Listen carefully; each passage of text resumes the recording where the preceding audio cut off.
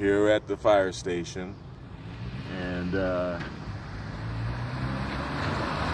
5 miles, 1,000 feet higher, and all right, good morning, and feeling great. I've started to have my breakfast, and this is my breakfast.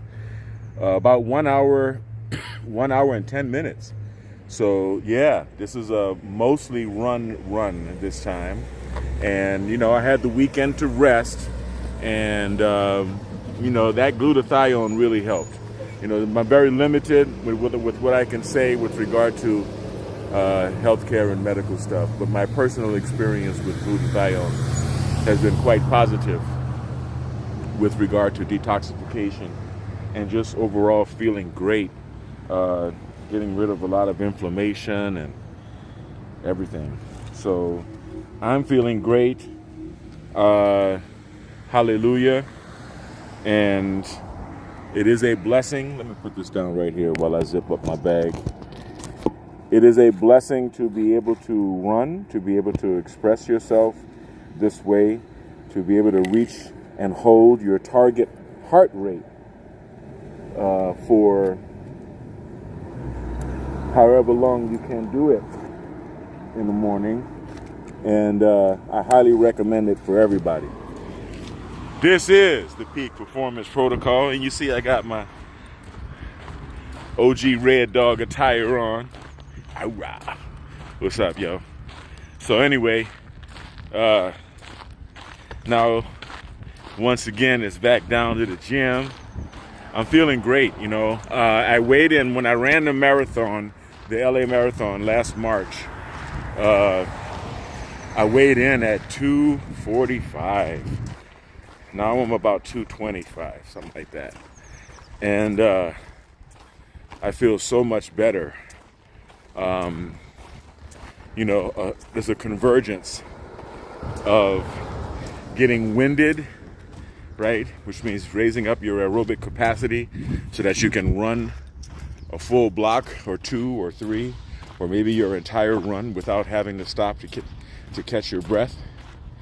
And your legs getting stronger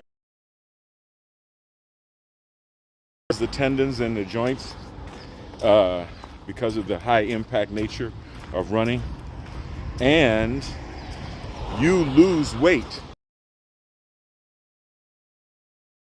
So your body is lighter, so your legs are stronger, your knees no longer hurt as much because they've been beaten up and healed, and your body is lighter. So it creates the perfect storm if you wait long enough, just long enough. And then emotionally, you know, you kind of miss that endorphin buzz, because it's definitely something as far as thinking clearly, being able to relax, and just being happy and being able to sleep well at night when you come down. Look at that trail back there, huh? Isn't that something? So you get up early enough in the morning, and as you can see, even if you look in front of me, there's shade from the trees. There's shade from the trees. So it's a very cool run, literally cool. And here we are. Here we are in the beginning of August. This is supposed to be the hottest time of the year. And by getting out early enough in the morning, I'm able to still get it done and still have enough energy to do my swim. So when I get to the bottom of the hill, see, it's a trade-off. I can either run and put my phone away, or I can continue to take it easy on the way down here. Because running downhill is another thing, right? You got to be careful with your ACL on both knees. Yeah, running downhill is a challenge in itself. So, or with the caveat of walking it is that I'm still holding my shoulders up, right?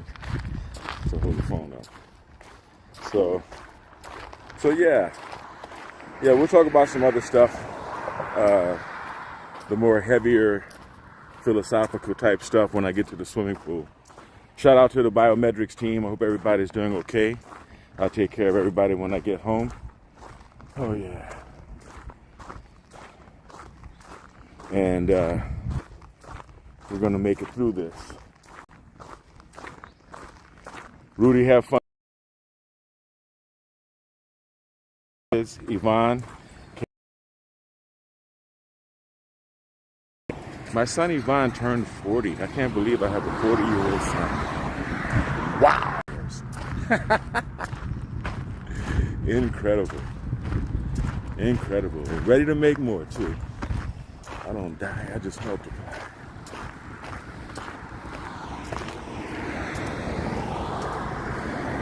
So having said that, I think I will put the phone away, because I'm going to break out running. Look how pretty this trail is. Look how empty it is. Me and the few other health aficionados that we recognize each other on the way up and on the way down. So being healthy and exercising is its own reward. Anyway, I'll see you guys when I get down to the gym. I'm going to grab a gallon of water. I'm going to nurse it on the way to the gym and sit in the sauna for about an hour. I like the sauna before I swim. And then maybe a little afterward, like 20 minutes, just to sweat the chlorine glutathione on it or what have you. Then it really makes you feel a good sense of peace inside. I hope you guys like my thumbnail. It is the first thumbnail that I've made from my hyper network. A hyper network is a file that you use in Stable Diffusion or AI to create consistent characters.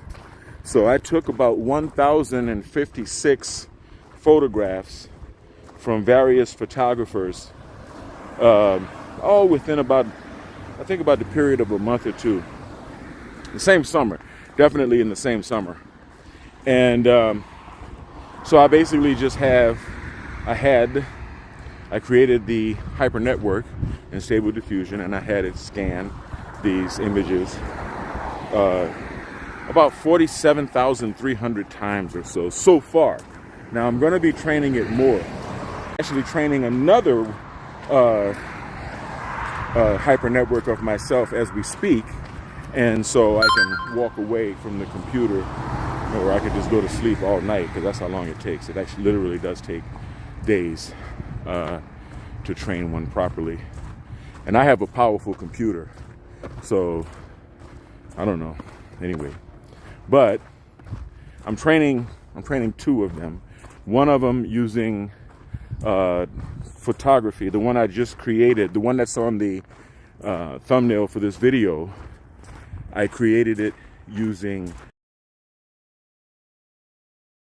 technique of producing photographic images. That's why you can see every blemish in my face and all of the pores and everything. I like that the way it is, and I'm going to train it that way continuously. The new one that I'm training it stylistically. So I'm training it looking at my photographs and rendering them in the styles of various artists, from the old masters to the modern day. So I'm going to get you guys caught up. Right now, the one that I'm creating doesn't look much like me. There are a couple of images that look a little like maybe a couple of stray kids I might have left behind, in the islands somewhere, or maybe somewhere in Europe, or maybe somewhere in Asia. I don't know. See, that's when you know you've been talking too long and enjoying that endorphin buzz too long. But I'm gonna get you guys caught up on my new hyper network when I get back to the office. Stay kind, but next up is going to be at the gym. Stay kind, stay blessed, and always stay healthy. Peace.